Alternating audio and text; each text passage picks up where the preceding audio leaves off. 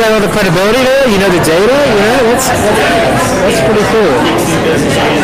I bet.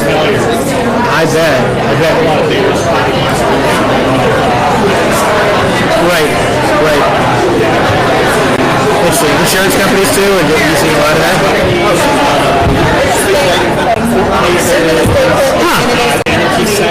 Yeah. Sure.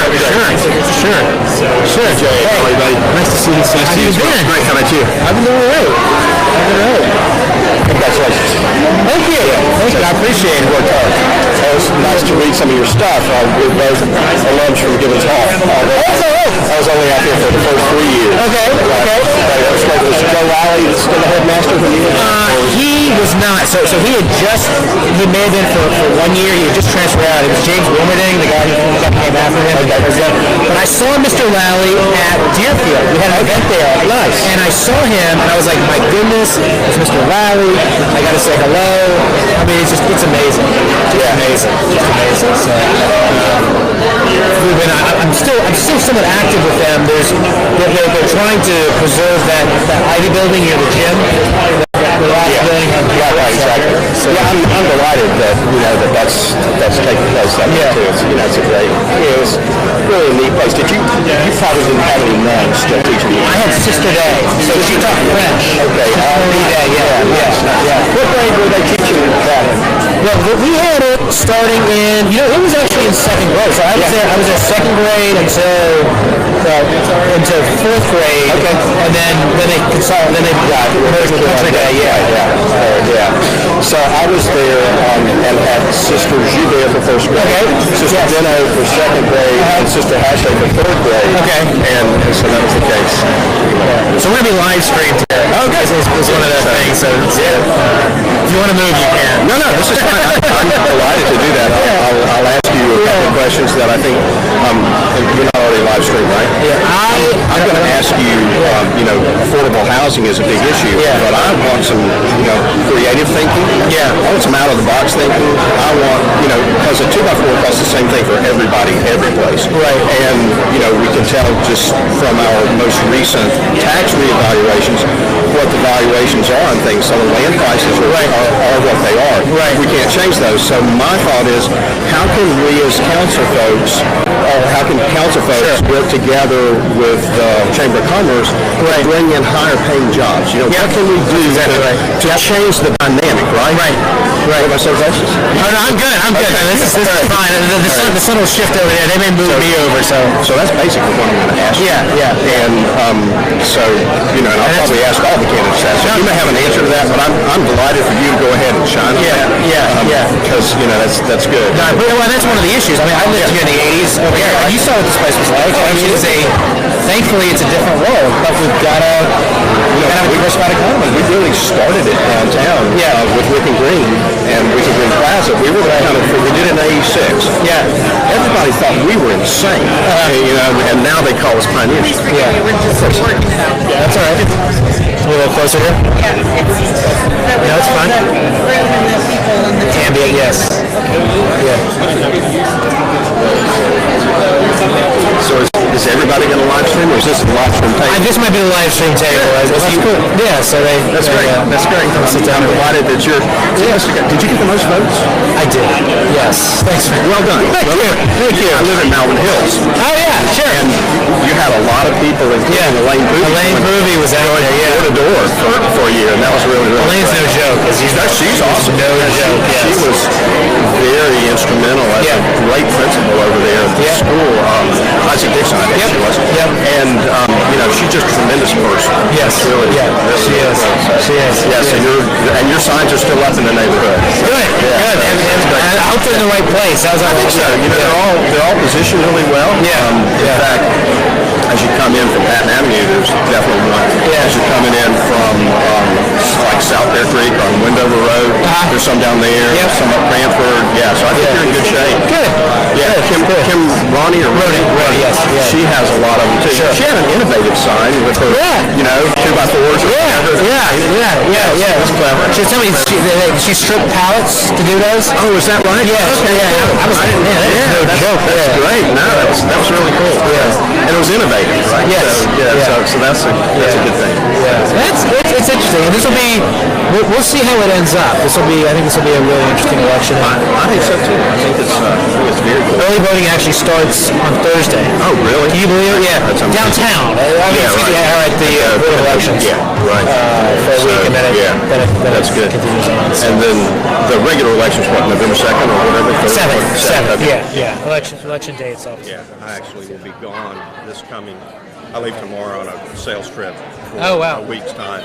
Okay. So it'll be, but I could get back. But I usually like to. So how are you enjoying? What are you up to now? I work with a diamond company. Okay. Instead of my daughter and son-in-law wanted to be in charge of the store. Right. So and I think I mentioned to you that even I have our vacation rental. Oh right, and that's right. I'll talk with you further about that because I'd like to help educate you on that. Yeah. And then that's what I do. Thanks. Yeah. So all right, cool. Our company's in Philadelphia. Oh, is that right? Yeah. I know exactly. You know what? This is right up from Liberty Hall. No, I know exactly. So I lived in Philly for 15 years. Oh yeah. Down here. Oh yeah, no. So I used to. Yeah. I know exactly where this is. Yeah. So it's just right up the street from Independence Hall. Can I get you a water? I'm fine. Okay. I'm fine. I'm gonna get one. Yeah. Thanks, Mike. I appreciate it. I will do that.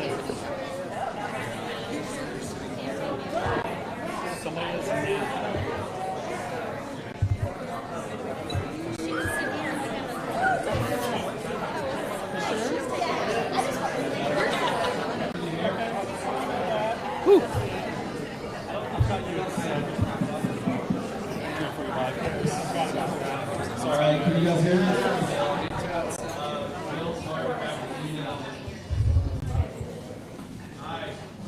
Sorry, instead of leaning in, I'm just going to project over this room. Is that alright? Please forgive this. Oh no, please. I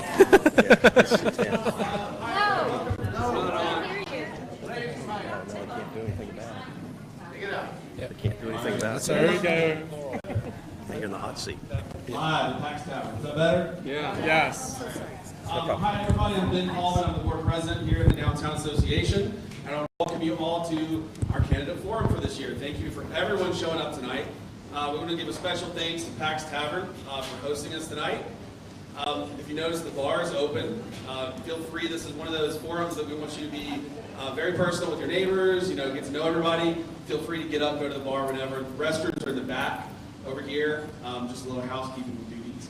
But we're really excited for everybody to be here tonight. I want to thank all the candidates for showing up tonight. And we really want to thank you for throwing your hat in the ring to serve and make Asheville continue to be this thriving, amazing place we all love. I'd like to introduce Bill Durr, one of our board members and one of the chairs of the Issues Committee. Bill, do you want to come up really quick and give us a note about the format? Thank you, Ben. Again, good evening, everyone. This format is, I think, hopefully a little unique. I believe it's our second year doing this type of a format. We refer to it as a rotating roundtable, or some of you may refer to it as candidate speed dating. The candidates are going to move from table to table. So each candidate will move, one will move to two, two will move to three, so on. 8 moves to 1. Candidates, it's one of your first tests. We have a board member, an ADA board member at each table. Can I have the board members please raise your hand at each table? All right. We have an ADA board member at each table. They are going to get the conversation started this evening. They're going to start with a question based on some feedback that we have had from our members and downtown businesses. They're also going to keep the discussion focused and moving to ensure everyone who wants to ask a question has an opportunity to do so within the time limits that we are imposing. We want to try to be out of here by 7:30 tonight, probably 7:35 maybe, but 7:30 is what we're shooting for.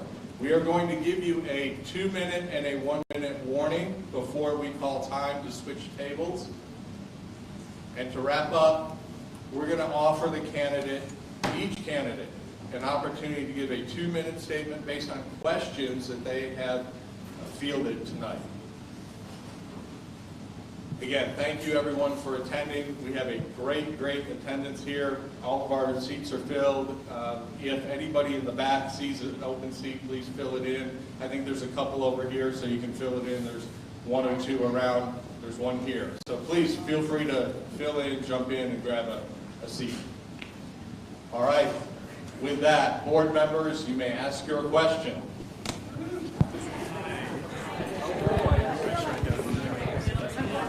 Just so everyone knows, I'm Bryant, board member with the Asheville Downtown Association, so I'll be moderating questions at this particular table. So make sure everyone is ready. Okay. All right, so the first question that we have to ask you is, downtown through both property tax and sales tax revenue helps to support other areas of the city. What steps would you take to ensure downtown has the resources it needs to grow in a smart and sustainable way? Right. So first, let me introduce. I'm Vijay Kapoor, one of the candidates, obviously, I think that's a solid question. So what I do for a living, I do economic analysis for cities for a living, and I work kind of across the country. And what I have seen with cities is what's incredibly important is to have a very strong downtown. Obviously, that's sort of presumed in your question over there. But the cities that are doing very well have thriving downtowns, particularly in Asheville, given that it's really kind of the anchor for the region here. So I think there's a couple of things. And I should also say, by way of background, I grew up in Asheville. I lived here in the mid-'80s. My dad was the plant manager of the Westinghouse plant, which is now Eaton, down in South Asheville. So my mom used to take us down here to Pack Library, which was the only thing to really do back then in the mid-'80s, at least in my age, to do it. And obviously downtown has changed quite a bit on this. So a couple of things that I had heard kind of during the campaign and some concerns that people have in terms of downtown is both from the businesses down here. And I should say, too, I work in the Jackson building. I got my company based over here, so I'm downtown every day and see a lot of it. Concerns about parking. So you sort of have different issues here, right? You have kind of the infrastructure issues, the day-to-day stuff that cities have to have. You have infrastructure, the parking, the need to have companies downtown. The need to make sure this is still an economically vibrant place. Some of the concerns I'm hearing too from downtown realtors and otherwise are concerns that your rents are going up. The property issues that we're facing kind of across the city and affordability is happening here in downtown. One of the things that's really important to me is making sure that we have a very diverse, very, very diverse local economy. So we're not heavily dependent on, real estate or tourism. It's very important here to have. We certainly can't lose that.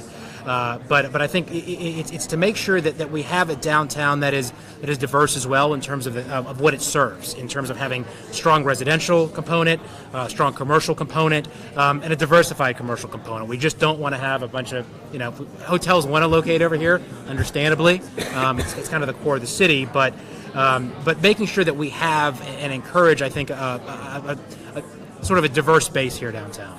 Okay. Alrighty. Anyone at the table have any questions for BJ? Sure. Go ahead. Thank you.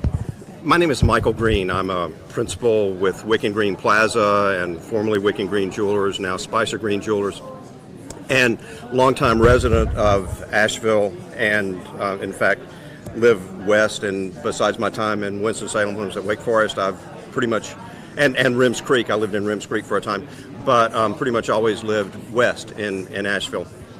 What one time was called Worst Asheville, now is Best Asheville. That's right. And in actual fact, my question is to you, Vijay, about affordable housing.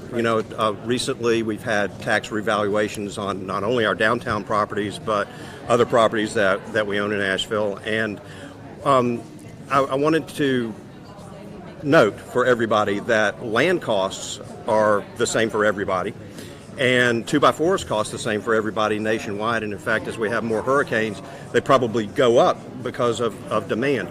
So I wonder, what sort of thoughts do you have about taking the affordable housing concept and rethinking that so that we could maybe look for higher paying jobs, work on industries or movies or whatever? And I think the state of North Carolina has just reinstated, I believe, the tax credit for movies. So I'd love to hear you speak about that thought. Right, and so I think Michael, I think one of the big issues that I mentioned here is a need to have a diversified economy. Yes. Because if you do that, what you have is the ability to bring good jobs and good wages, and that's an incredibly important component. When I was a kid growing up over here, one of the benefits of being the plant manager's son was I was on the company softball team. Oh, cool. I was a bat boy. I didn't do much, but we played teams like Black and Decker, like Square D, and a lot of that infrastructure, that industrial base is gone here. It's true. I mean, it really has been. So the question for cities like Asheville and across the country is, what do we do about that? How do we attract good-paying jobs over here?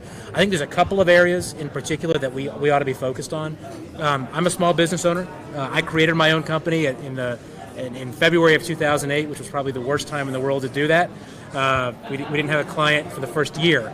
But Asheville has this entrepreneurial streak to it, and it always has. We attract people who come to Asheville without any jobs, right? They're going to make do here. And I think we need to encourage that entrepreneurial spirit, to bring folks here to be able to start their own companies here, or folks, and this I think goes in with the issue of the tourists as well here, is a lot of people want to move here. They visit here and they love it, right? They want to figure out a way that they can move here or come here. And what would be great is if we found some ability to work with the business community and also the TDA to think about ways of marketing Asheville, not just as a place to visit or retire, but a place to bring your business, right? A place to start your company, a place to bring a satellite or a part of your company here. Just today there was an article about a bike company starting a small plant or a small office here, employing about 50 people, and that's what I'm thinking here. I'm not thinking about bringing the next Boeing or Amazon or anything like that, but I think we have the opportunity here to really work on the entrepreneurial spirit and build on that. And I think the other area too is with climatic data. This is a green area. People are into that, and we've got the National Climatic Data Center here.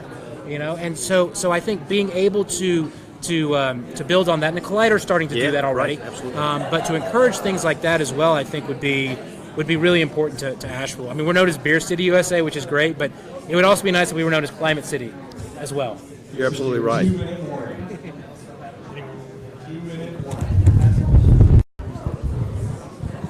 So, speaking about getting people to come here, I'm sure that the current controversy happening with the budget in the county would have possibly a negative effect or a positive effect if we do something effective about it. I know that you're in the budget industry, or that you do things like that for the cities. What can we do in our area to make our budget process much more transparent? And that's a fantastic question. So again, I help cities across the country with their budgets for a living, and it has done a fair amount. I mean, one of the things that we haven't done here in Asheville that I'm really advocating for is we don't have a 5-year budget projection. So when we do on the operating, when we do budgets here, we only look at them for 1 year. But it's really important to understand, because of the way cities' budgets work, because of the expenditures, which are often related to employees, healthcare costs, and otherwise, that we need to look over this in a multi-year period. Because what happens in local governments is expenses tend to rise faster than revenues.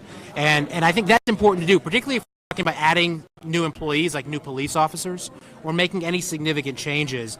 Having that, having a 5-year projection out there would be really important. I think it'd be helpful as well for cities. It's a best practice in the world I live in, but it's important.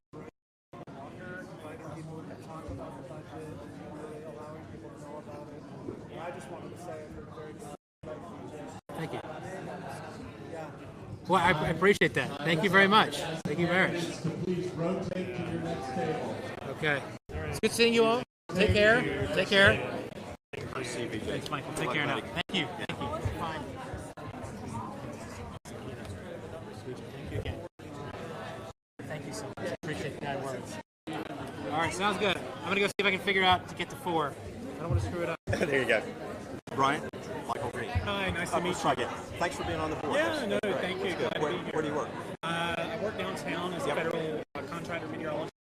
Oh, good. Perfect. So you're across the street from Yes, us. I am. Yes, Absolutely. I'm by there Yeah. every day. That's great. So, yeah, That's great. yeah, nice to Good. meet you. Yeah, pleasure. Yeah.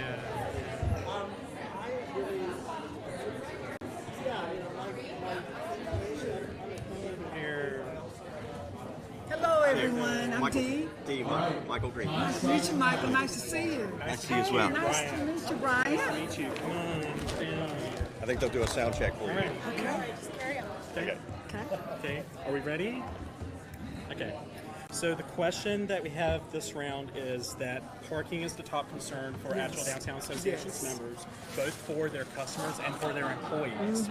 The city provides approximately 2,500 publicly available spaces in downtown. Greenville provides more than 6,000. I know. And Charleston provides nearly 9,000.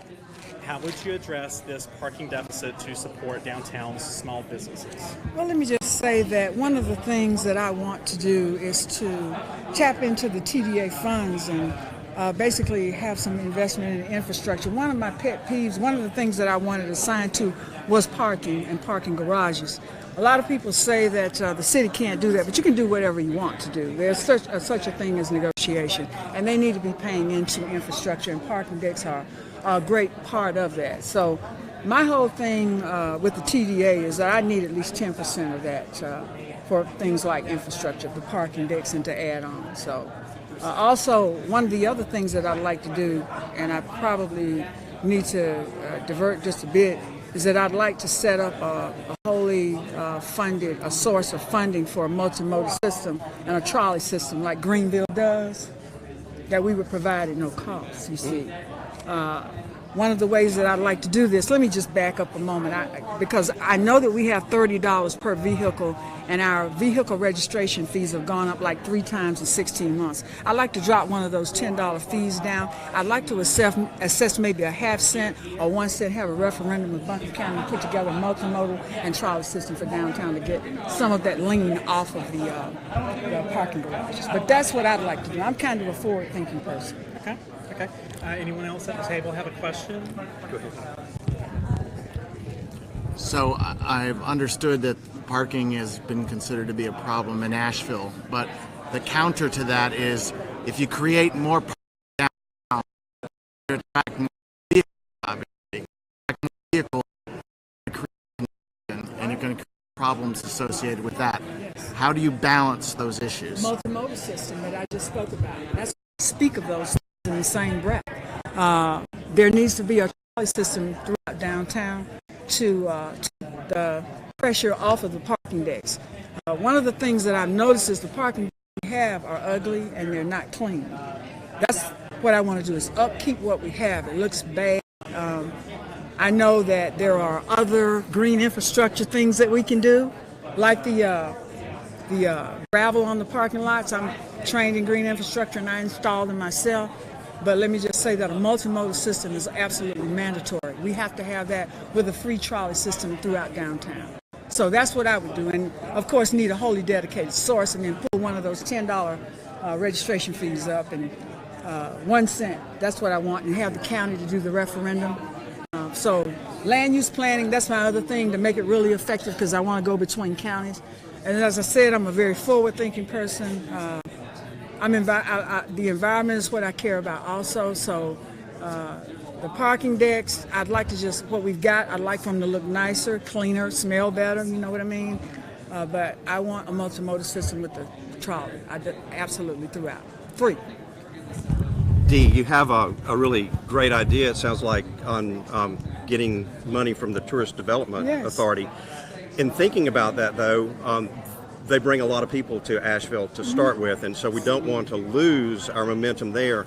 I'm wondering, what's your feeling on short-term rentals? Because my wife and I have one in the county. We pay a lot of money to the TDA for that, Yeah. and I think it's a great source of revenue. So I'm asking you, what's your feeling on short-term rentals? I like them. I like short-term rentals. I like for them to be in the city. I like for them to be homestays or Yep. home hosting things. I've seen them hollow entire neighborhoods out when they aren't.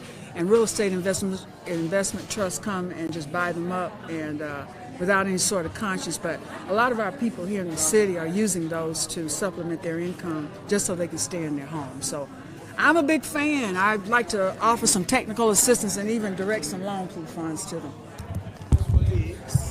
Oh, I'm sorry.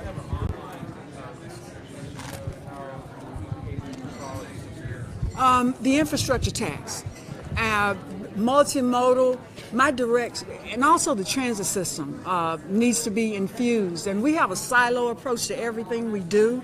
And I'd like to, first of all, do some very adequate land use planning with Buncombe County and with Henderson County and contiguous counties so that we can become more connected. But that trolley is going to be paid with out of that fund, and that's to get all these cars, a lot of them, off the street and to reduce carbon. So, yes, that. Mrs. Williams, I really appreciate your stand on this and the idea behind green economics with having like a directed tax towards funding something, because actually, to me, it seems like Asheville is the ideal place for multimodal transportation because we've got so few veins going out of the city. We're not like a big place. There's really only 5 or 6 veins going out of the city. And how attractive would it be to go back to our old trolley systems, to have people going through towns, and so I really appreciate you talking about that.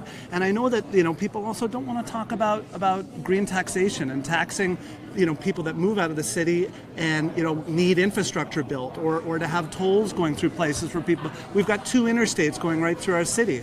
And, so there's ways to create direct taxation that isn't about income tax is regressive. I know it's difficult to, no issue adheres to municipal or city or federal bounds or budgets. And the whole country's in tough with over 70% of our budget going to the military. So it's really hard to get money to trickle down. And I know you're really hamstrung with ways to get money. But the idea of investing in Asheville's infrastructure, like in our transit, we have to now, or it's gonna become too.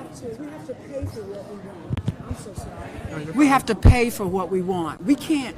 I don't know if y'all have seen Asheville in Motion plan, but one of the things when folks ask them how they're going to fund, they give some nebulous answer like, "We'll find a champion." No, we won't. We've got to plan and pay for what we want. So I'm willing to provide some ways, and I think we can do it. That's what I bring. I bring the leadership and just thinking about how we can help our people and our environment and folks to keep making money and make it in a sustainable way. That's about it. Thank you. Time's up, y'all. We have less than 2 minutes. Well, ask me something else. So, anyone else?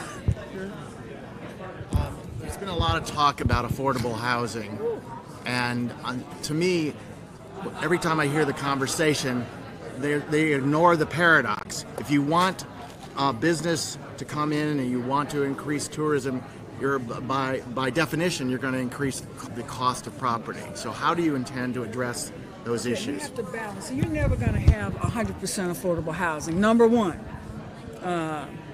The other part is that I am working on a community land trust right now. I'm the only person that's running who is.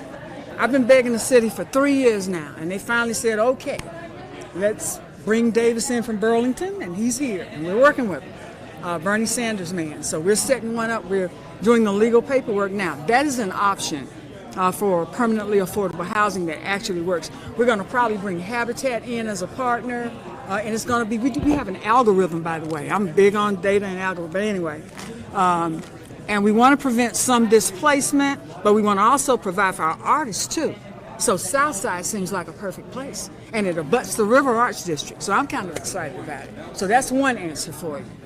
And we also can take on public housing. The Land Trust is the only thing that can take on and convert public housing. So we're kind of looking forward to that as well. So what about bringing in higher paying jobs? Oh, yes, absolutely. Let me say this, and I've been talking to council too about negotiating with hoteliers when they come in to pay a living wage. I don't know if y'all know this, but I went to Mission Health as a committee of one woman with 3 people, and we got Mission Health to not only remove the box that asks folks if they're felons for nonviolent crime, but also to pay everybody a living wage coming in the door. So I know how to get it done. Just put me out there. I'll do it. Congratulations. Yes, sir. Well, thank you. Okay, thank y'all. Thank you, Mike. Thank you so much. Thank you. Thank you. Had a good time. Thank y'all. Thank you. I had a wonderful time. Thank y'all. Y'all are great. Thank Thank y'all. Yeah, don't forget Thank Mel. you. Yeah, he, What do I do? oh, he was going to shake your hand. I'm so sorry. Sorry. Yeah, thank you. Hi, how are I'm you doing? Shanika. How is everybody? Doing okay. I'm Brian. Thank you. Hi, Hi, Downtown Association. Thank you for being here. Yeah, go ahead. Shelley Lieberman. Sounds familiar. Hi, Peter. How are you? Hi. Thank you. Shanika Michael Green. Michael, nice to meet you. you. Thank you. Alrighty. Is the mic on? Yeah. I know it's on. Yes. I'm just joking. Okay, no problem, no problem. Okay, so the question that we have for you at this table is, downtown infrastructure is another top concern amongst business owners. Time starts now. Oh, well, we got it started ahead of time, so I'll start over. Downtown infrastructure is another top concern amongst business owners. While some progress is being made through the city's capital improvement budget, only a small fraction of recent bond monies were allocated for downtown projects, namely Haywood Street. How would you fund the growing need for improvement to downtown's infrastructure? Downtown's infrastructure is a very a prioritized topic. When I returned to Asheville, well, first of all, let me say I grew up in Asheville. And I used to frequent downtown with my childhood friends, and we would catch the bus down here. And it was at the time where there were more pigeons than people downtown. And all the buildings were pretty much boarded up. But when I returned to Asheville in 2011, I noticed that Asheville had a different feel to it because our downtown area and our tourism industry had branded us as the economic leader in Western North Carolina. So as we're developing our city and tourism, our tourism is not known only around our nation, but around the world. I speak to a lot of people on the streets because I have an organization called Date My City. And Date My City was designed to bring more racial diversity to our downtown area, because I think people look for racial diversity when they come to tourist attractions, especially in metropolitan cities. And that's one of the things that we're missing. But I see that our development is growing and is driving a lot of people to Asheville.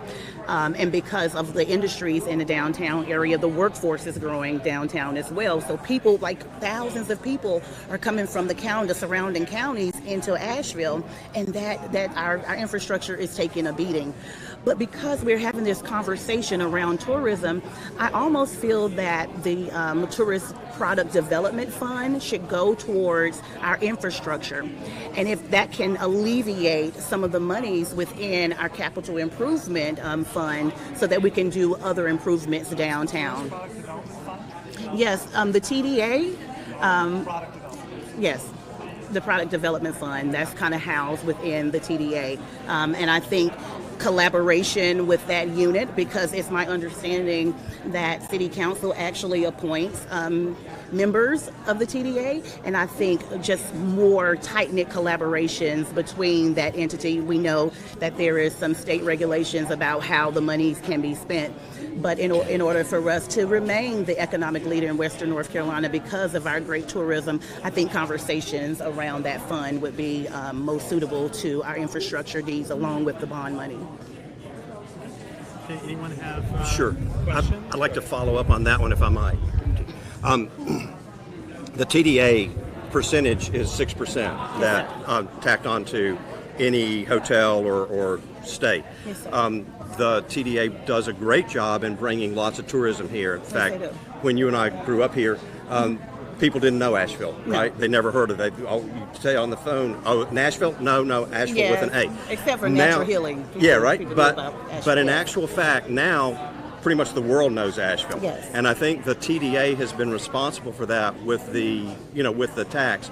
So I'm curious to know how you would balance taking some of their funds with limiting and likely limiting their ability to bring more tourists. What would you do? How would you propose to make that balance? I think, like I said before, I think that is a conversation. I think that's a conversation to be had with the tourist experts, and then also the city leaders who have the best interests of our city and our downtown area as a neighborhood. I mean, our downtown area is a place where we house our visitors, but a lot of people live here as well. So we have to have those considerations. What would you say to them during those talks? during those talks, I think we would have to turn our direction and our focuses to be more people-centered and neighborhood-centered, because the profits are here. And I believe that we've done a great job, that word of mouth and the advertisements that we have so far already have us in a spiral up. I believe that you have a continuum of marketing schemes that have to go forth in order for us to keep our standing as a tourist destination. But I think it wouldn't hurt us to scale back, at least scale back, to see what will happen while we handle some of our business, which would be our infrastructure. So, to me, there seems to be sort of a schizophrenia in Asheville about the tourist business, which is to say, on the one hand, you want tourists, but on the other hand, there's a lot of dissent about the number of hotels coming in and so on and so forth. It seems to me that with the tourism business, you've got to take as a given that there's going to be more service jobs, restaurants and the like, and those jobs tend to be lower pay. So how would you again sort of address the balance of wanting tourism but at the same time wanting to promote industry or businesses that don't just depend upon tourism? Well, I work at Green Opportunities, and we're a workforce development organization. And at this time, our training programs, we have 2 training programs. One is around culinary art. So after training, we actually send members down into the downtown corridor to work. A lot of the people that we train and graduated actually work down here. But what we're finding is that with the key industries around Asheville, there was a leakage study performed to see where the goods and services were going, the revenues were going outside of the state and going outside of our country to meet those needs. I think what we have here, there always be people who are interested in working in the service industry, because that's some people's passion. Hospitality is some people's passion.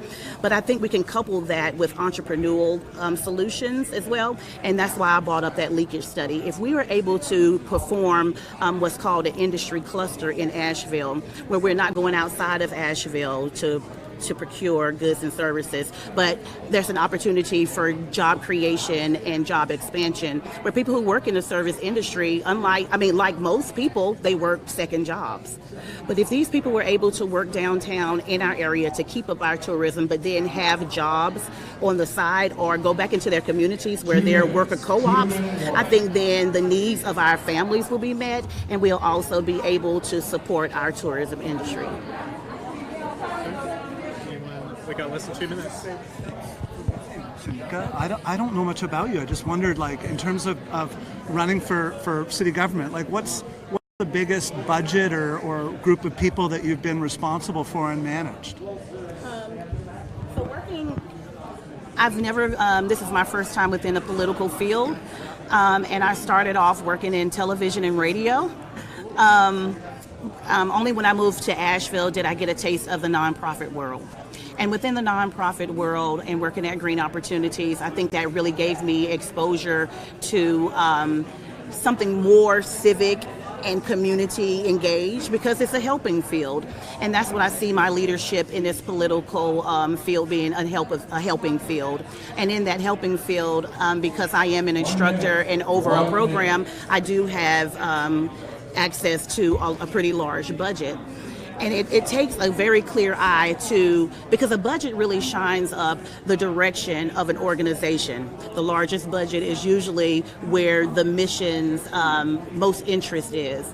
But in my work in the nonprofit world, and also my work here, if and when I'm chosen to move on to be a public leader in this city, I think there are communities in the city who are underrepresented. And there is an opportunity for more minority business development. And one of the things that encouraged me to run was in 2016 when City Council adopted equity as its number one priority moving forward. So my obligation is to bring my social justice lens and equity lens on our city government to make sure that Asheville is a city where all people are able to benefit from the economic uptick. Yeah. Nice to see you, Cynthia. Thank you. I appreciate it. Yes. Thank you for being here. Yeah. Okay, I'm going to 4. I believe so. Michael Green. Mark, nice to see you. Shelley Lieberman. Shelley. Hi, Michael. Peter Elchi. Peter Olschi. Elchi. Nice to see you.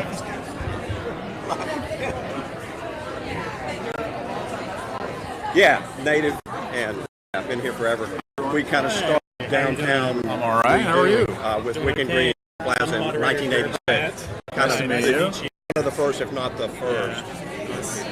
Yeah, right, exactly. How long have you been here? Nice. That's great. So, yeah, it's been around a decade. Yeah, so that's great. All right. Great. Yeah. Martin, nice to see you. Nice to meet you. Martin Ramsey, everyone. Hi.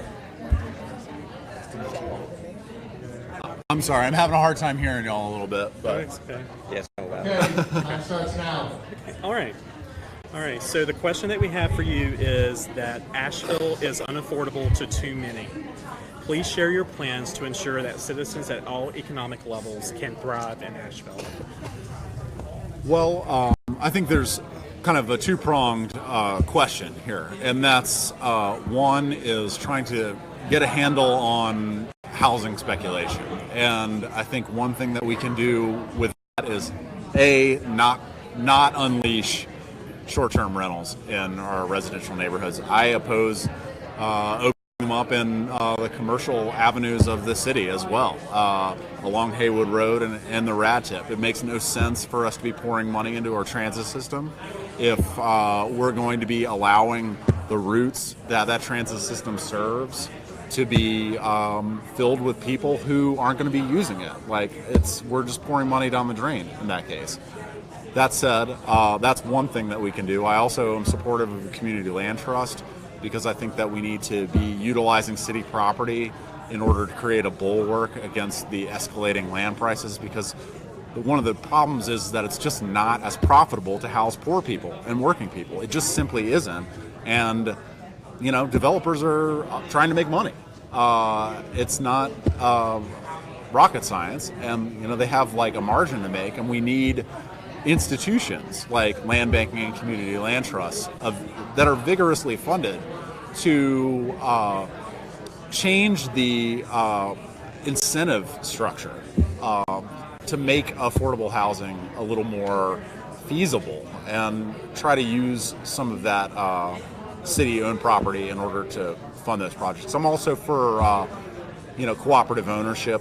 So instead of trying to figure out how to do rental properties that are permanently affordable or affordable for 5 years, 5 years from now when they're finally built, we need to figure out how to be doing limited equity cooperative ownership. That's been happening in other cities around the country, and I think we should experiment with programs like that. Now, that's all supply side. Now, the other flip side of this question is salaries. We have a gap between medium wage and how much it costs to live in this town, and I've personally witnessed coworkers of mine whose leases have come up and they've had to just move to different cities because they cannot find places between the amount of time that they need to avoid homelessness in this town. And what we have to do there is try to figure out how to raise wages. And I think the city itself needs to maintain its commitment to being a living wage employer as the cost of living goes up, as just a general rule. And also, and this is not something specifically that the city needs to do, but I think we need to unionize our hospitality industry. We're a right-to-work state, so is Las Vegas. Las Vegas is absolutely 100% tourism and hospitality industry, and the only reason that all of the wealth isn't just being sucked out of all of those places, and there's actually good jobs to be had in those hotels, is because the hospitality union in that city is very powerful. And I think that we need to consider something like that. As a working person, I don't know what industries or businesses that y'all are in. So I realize that this might be a hostile suggestion.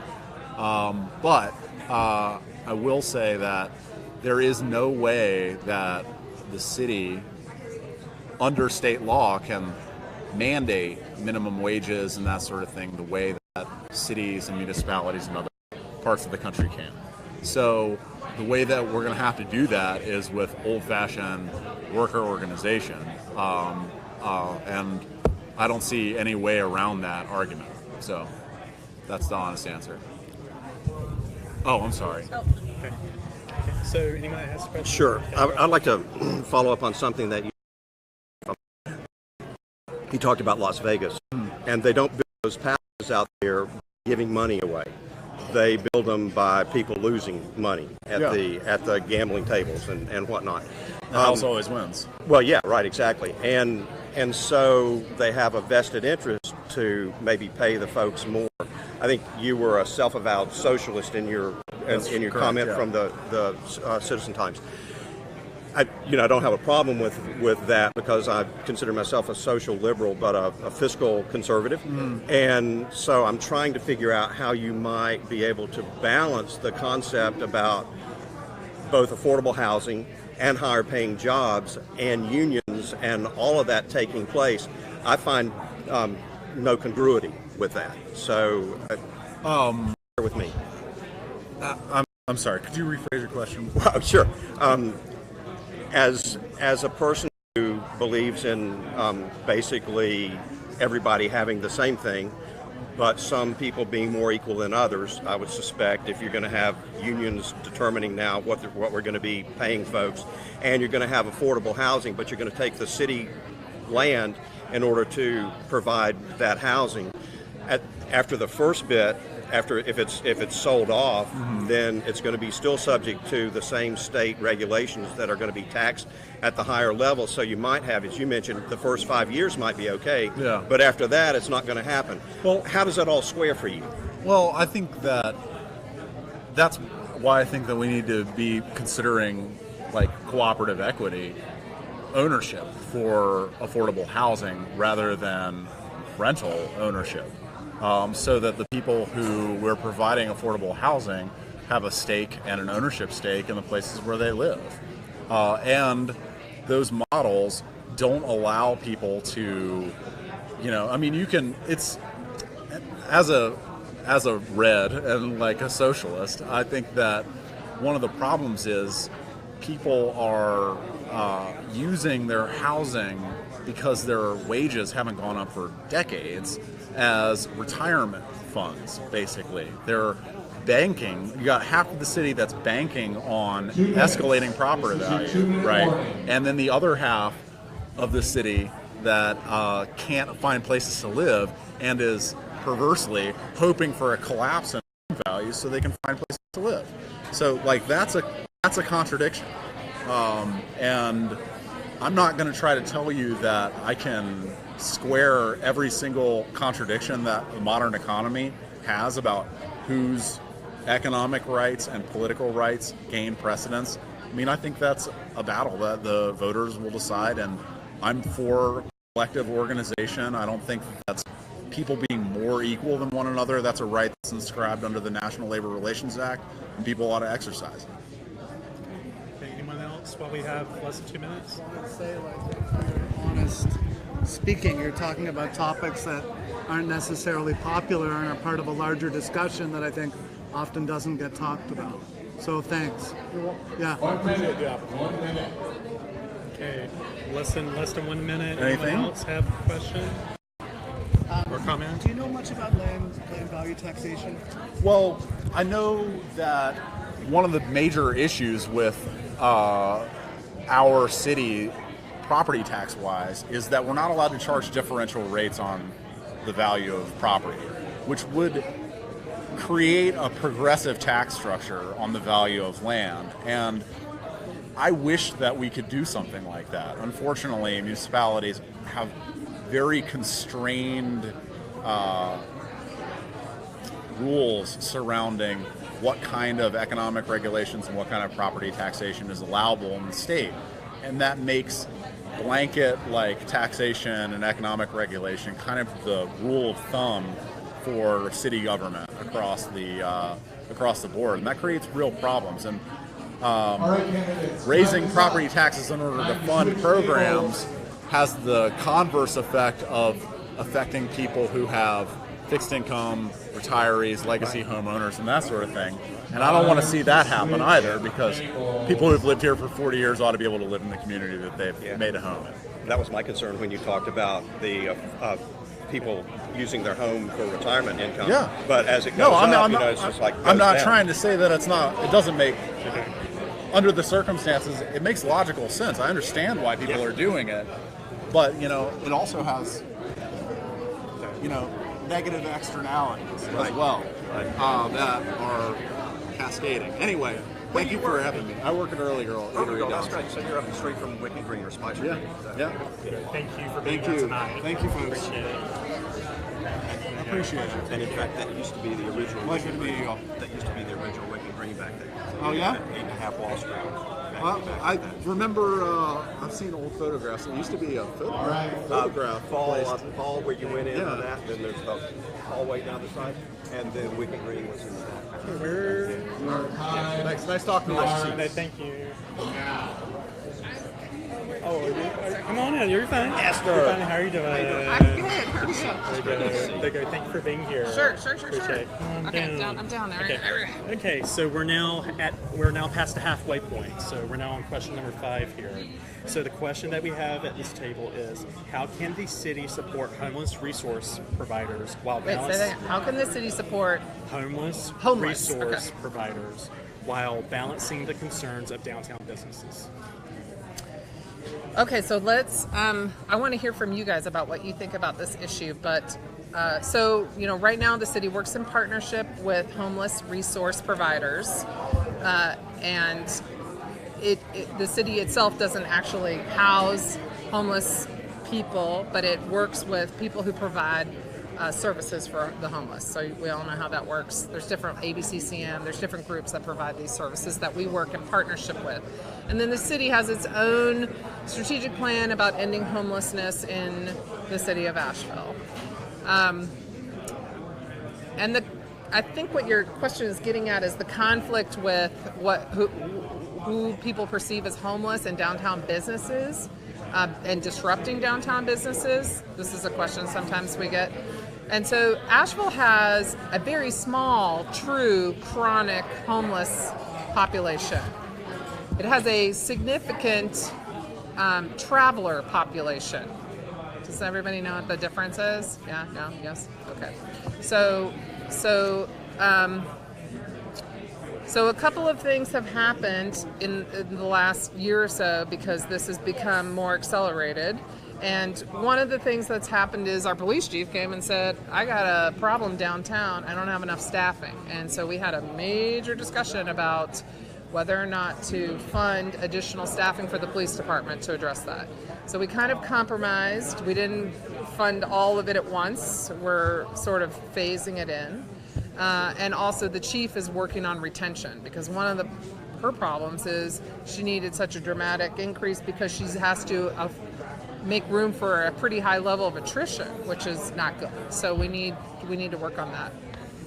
So recently, maybe 2 years ago, we did an inner city visit to Fort Collins, Colorado, and they had a really interesting program out there where they have a nonprofit that partners with the city and it trains people to be like intermediaries. So if a business says, I got a homeless person, they're in my doorway and that's bad for my business and I need them to go away, they don't call the police. They call this nonprofit who has these trained community members who come and interact with this person and try to get them, they don't get arrested and taken to jail, which is not efficient and very costly. They try to make sure they're receiving the right services. There's a reason they're laying in your doorway, right? So some more effective approach to dealing with chronic, long-term disruption for downtown businesses and the needs of the homeless population. Anybody think? Well, I've tried to suggest this idea to a couple of people, but it's going to take some serious work to get it off the Yeah, ground. I was going to say to you, Esther, that's a great idea. I know that certainly there are a variety of churches do things for our downtown folks. Yep.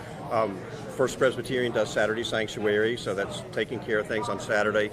Haywood Street Congregation does things on Yes. Wednesdays. They serve the lunch and they have various things. I think Central Methodist does some things, and probably the Episcopal Church does some things. No idea about First Baptist, but the downtown churches, I think, do a lot of that. Yep. Also, we have downtown the Western North Carolina Rescue Mission. We have Homeward Bound. We have A-Hope. We have a lot of things that help support these folks downtown. But and so these are all wonderful things. Also, I would have to say to you though, as a property owner and business owner downtown, we have our areas become bathrooms, and we have to put no trespassing signs, and the police have to come around and pick them up. They're typically known. Some of them may be the travelers, and in the old days, I guess they called them hobos. But today, we are very open. But I do want to compliment the city council law about no panhandling in downtown. I think that's brilliant, and I think we need to get the word out about that, because as folks are always hitting up our tourists and our locals about, give me some money. We'd all like to help, but at the same time, that exacerbates the problem, in my opinion.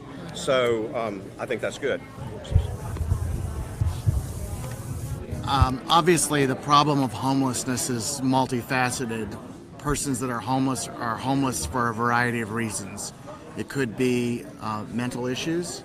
It could be drug addiction. It could be, other short-term issues. Do you feel that the responsibility for addressing the homeless condition is the proper responsibility of city government, or, as the gentleman was just suggesting, perhaps responsibility should reside with nonprofits, charitable institutions to reach out to them?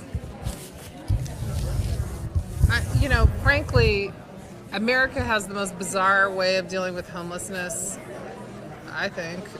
I don't know about you all, but I think it's very odd. So in my position as mayor, I actually get interviewed quite a bit by journalists from Europe, and we do a lot of discussion about how they do housing and affordability and homelessness and drug addiction and mental health services and you name it in Europe, and they do it a lot better than we do. And so, if it were up to me, I don't mind paying a little more in taxes to provide services to people that need them. So it would be fine with me if it were more of a function of government and not a burden on nonprofits and churches to pick up the slack. Just give us an example of what you mean in Europe. Well, they have socialized medicine, so they have a way to provide for if it's a healthcare issue or an addiction issue, substance abuse problem. They also have housing. That's not something you have to struggle to secure. It's more. It's just it's completely inverted than the way our system works. So I'm not hopeful that America is going to wake up and be, but. Sure. That's the other thing I was going to ask is there any possible way that you could work with Brownie and the county to even think about doing something outside of the box, like coming up with a county or a city public healthcare system that's paid into? I don't know, like if states can do it, can cities do it? And I don't expect an answer. I just wanted to say that. And I also wanted to say thank you for such a well-governed city that we have and such good leadership. I appreciate that. The only thing I wish you wouldn't do is endorse other candidates as a sitting candidate, but I really appreciate everything you do as the mayor. Yeah. Hi. I'm curious as to what, in the world of homelessness, the overwhelming success stories in long-term stable housing. Most people don't prefer to be homeless. Is there anything that you can think of in the short and long term for not just transitional long-term housing, but housing for people that is not reliant on them not being alcoholics or drug users? It's a functional system that's working, and the national homelessness coalitions have been using this model. what The housing first model? essentially, yes. Which is something that our community supports. I mean, that I don't think there's any need to convince folks that work with homeless folks here that that's a good model to use. And really, our success story is with our VA. We now have the best service for homeless veterans far for hundreds of miles, which is actually why our homeless vet count has gone up, because people are coming here to be homeless vets here because our services are so good. So the next time you see that, go. That's right.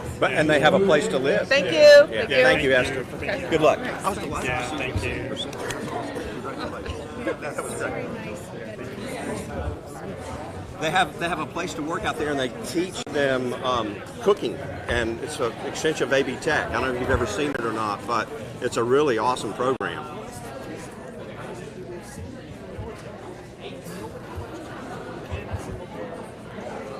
Yeah, right. Intriguing. So.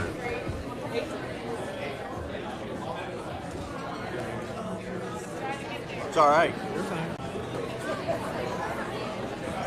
Hi, I'm Gwen Whistler. Thank you for being What is here. this? It's a microphone. Michael Green. Hi, Gwen Whistler. Nice to see you. Hi, nice to see you.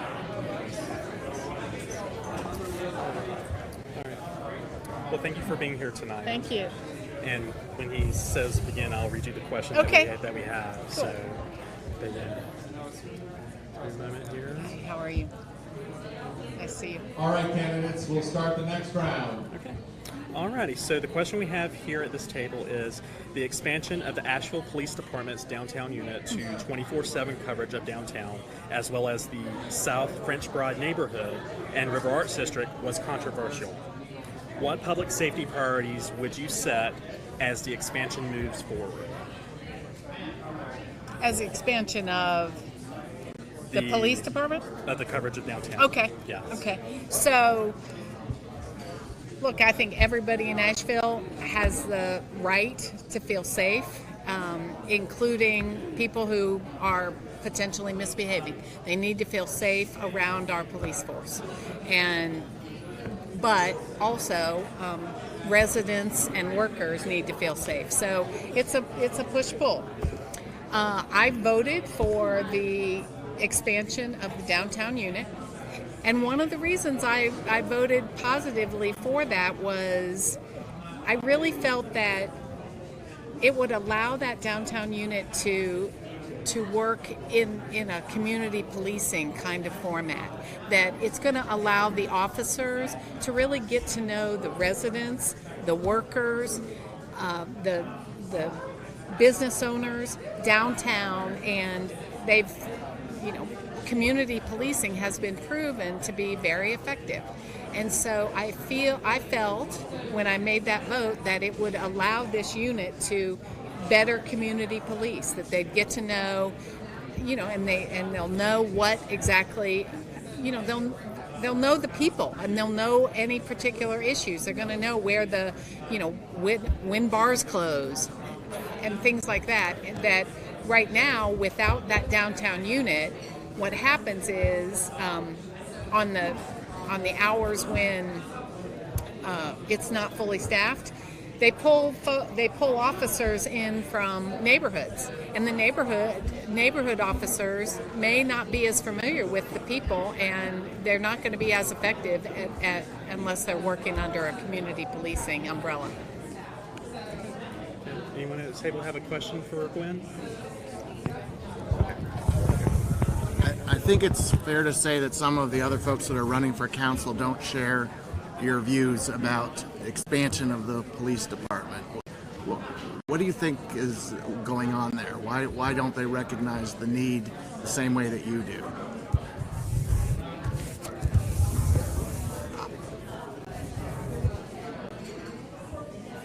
I mean, I can't speak for other candidates. How they feel. I think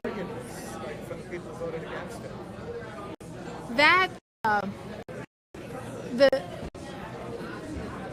I think some people have issues just with police officers. And look, sometimes police officers don't behave appropriately. Now, our police officers have any police officer has to wear a body cam, and we have policies and procedures around that body camera use that will allow auditing of interactions between police and the public. Furthermore, all of our officers are in process or completed a program with our revised use of force, and it's actually our revised use of force policy is actually being studied on a national basis. It's a real role model. So, we have to continue to make everybody that interacts with the Asheville Police Department feel safe and feel trusted. We need to trust each other, and that is not something that just gets fixed in a minute, and it's something you have to work on every day. And I have full faith that our APD is working toward that. Gwen, I'd like to say congratulations on your stand on that. You said something a second ago about the community that the police officers develop amongst themselves, and as they are more visible downtown and more cohesive, they can determine people who would be maybe chronic offenders or habituals or whatnot. I've been working downtown since 1975. Was involved in the renaissance of downtown, having been one of the principals making Wicken Green Plaza in 1986. We did it. Yeah, thank you, Quinn. But I wanted to say that throughout this time, our officers know who these folks are by name, and so it's really helpful, I think, to be able to do that. And I think you said that not everybody needs to feel comfortable. Our neighbors need to feel comfortable. The folks that are on the street need to feel comfortable.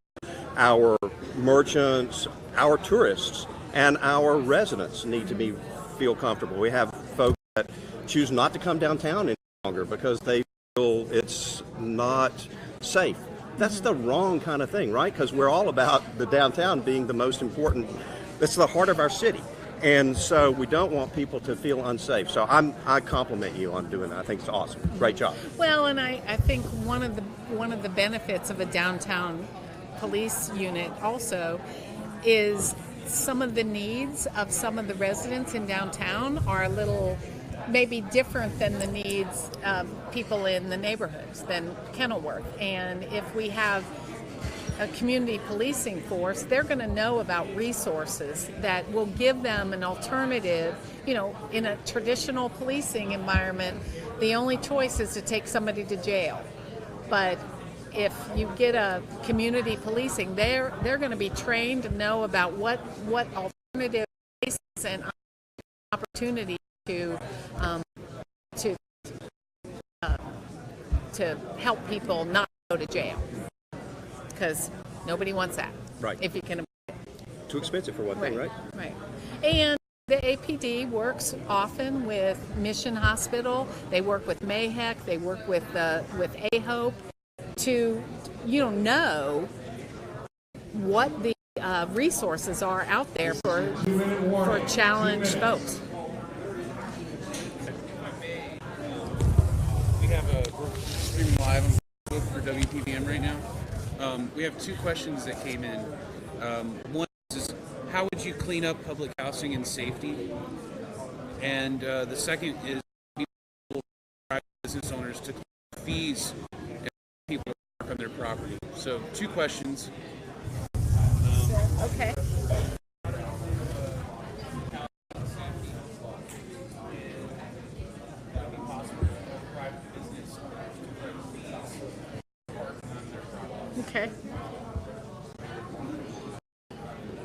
Okay, so we have, I believe, 10 housing communities, and those are controlled by the housing authority, and the city of Asheville doesn't really control housing. However, our police department we have a unit that is dedicated to the housing communities, and so again, emphasizing that idea of community policing so that people feel comfortable making a call and calling 911 and knowing that it's going to be an officer that they know. And so again, that I think helps build trust between the housing residents and police officers. So that's, and then we look at lighting and a lot of other things, because it's important that everybody feels safe, not just people that live outside of housing, but people inside housing too. It's absolutely critical. I mean, it's a right you should have.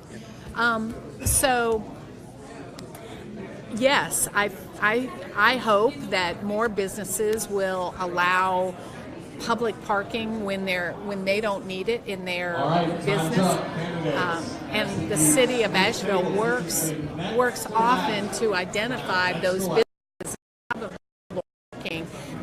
We're certainly doing it in West Asheville right now. I know that our parking department, our transportation department, is reaching out to businesses to see about that opportunity. So thank you all very much. I appreciate your coming. I hope I get your vote.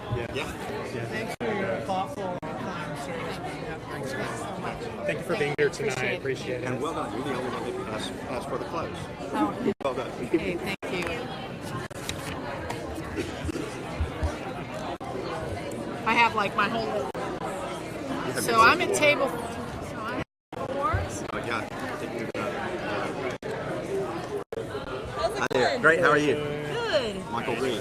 Michael Green. Coming Kim in. Rody. Nice Yeah. to Oh, meet great. you. Nice to see you as well. I'm Bryant with Asheville Downtown Association. Excellent. Nice to meet you. Thanks for being here tonight. For sure. Sure. My name is Kim Rody. I'm a service industry worker and a piano teacher. I helped to start 103.3 Asheville FM with a group of community radio advocates, and I served as a station manager there for 3 years. Volunteer unpaid. I started the AFM News Hour, and I covered city council meetings in 2015. So I've been to every city council meeting since January 2015 except for 2. I serve the city's multimodal transportation commission and the transit commission, so I'm advocating for a more efficient transit system. Thank you everyone for being here. What's the question? All right, so the question that we have for you is that short-term rentals are let's do currently it. allowed in the Central Business District. Recently, we are seeing an increase in both new and existing property in downtown becoming short-term rental. Please share your position on whether short-term rentals should be regulated with the Central Business District. I have to say yes, and I know that that's really hard for some people to hear because they've invested in property downtown and it's their income generator. But I have so many friends in the service industry who used to live on Chicken Alley and used to live downtown that are now being pushed out, that still have to work here, so their driving and parking is leading to the increased parking and traffic problems that you're seeing. I also know that we are limited by the amount of space that we have in Asheville, so we have to get the workers to be as close as possible to work, not only for quality of life, which is something that I think that we all appreciate and enjoy, because of the environmental concerns. We need to connect employees to employers, just like we need to connect customers to employers as well. I think there's an opportunity for us here, though. Homestays are permitted, and it's a process that works to keep people in their homes. I know people that this is very much the case. As a piano teacher, I'm the primary income provider in our home, and if something happened to me, Nathaniel wouldn't be able to afford to keep the roof over his head. He's a literally just starving artist, right? So if something happened to me, he could rent that room in my home, or our home, through the homestay process. But if that amount of space was over a garage apartment or a disconnected basement, he couldn't. And I understand that that's where folks are caught. We need to find a solution around permitting and bringing into compliance accessory dwelling units. And I think we can do this, one per person or per address, whichever is less, through a permitting system. And I'm also ready to hear more conversations that y'all would have around this that can strengthen my position. Because I know that we have the heart and the will to get this done right in a way that will hold water in court. So it sounds like you are all about property rights in your own home, but maybe not for somebody downtown. So I would say to you, I don't happen to have a vacation rental downtown, but I do have a vacation rental in the county that's legal. And I have some downtown property that I may in fact build up on. And to do that, I would ask you, why we couldn't do that if we have hotels downtown, and why it is that somebody, if they have their condo downtown and they spend part of the time in Florida and part of the time elsewhere, why they couldn't be allowed to rent their place otherwise, unless it's against the HOA of the condos. So I'd like to understand how you would think about regulating that. I guess maybe I didn't fully express my position when you talked about property rights for myself. I think that the homestay process is working, and I would like to get the ADUs, like the situation you're talking about, into compliance. I think there's a way to do it. Another example would be maybe the folks that I know that are teaching at Asheville High School or Asheville Middle School, that they're trying to leave for a month. I think there's a way for us to find a solution to that. But what I'm hearing more and more of is, let me give an example. A friend of mine recently is in a situation where they have to find a new apartment to be in, and it's really hard, and there's very few that they can actually afford. So they went and toured a place that's not in the central business district, and it was a home that had been divided into 3 separate apartments. So then they become the primary resident, but the property management company benefits from the homestay permit for the other 2 spots. Not the person who's living there, not the person who's the primary resident. So what I'm suggesting is that if we make Asheville's downtown play by the same rules as the rest of the city, even though I recognize that it is a business district, we will have more housing, which we really do need. And if we don't handle this correctly, we are going to see micro hotels, like we almost just saw at the last city council meeting, 20-room micro hotels along the spines of our neighborhood. That we're looking at making that a use by right on Haywood Road and down in West Asheville. Merriman Avenue will be next, and then Charlotte Street is next, and then Swananoa River Road is next. So I want to make this work for the people of Asheville, and I think it's doable. Any other questions? Again, I just want to follow up on that. You introduced the concept of motel. Airbnbs, 20 rooms. Okay. Use by right is what they were looking at for Haywood Road. Okay, so what is your position about that? Why is that objection? There is a shortage of hotel space in the city, and there's a need to address the burgeoning tourist industry. If you foreclose that as an option, basically it sounds like you're saying you're in favor of more hotels coming in to fill that gap. I'm not in favor of more hotels coming in to fill a gap, and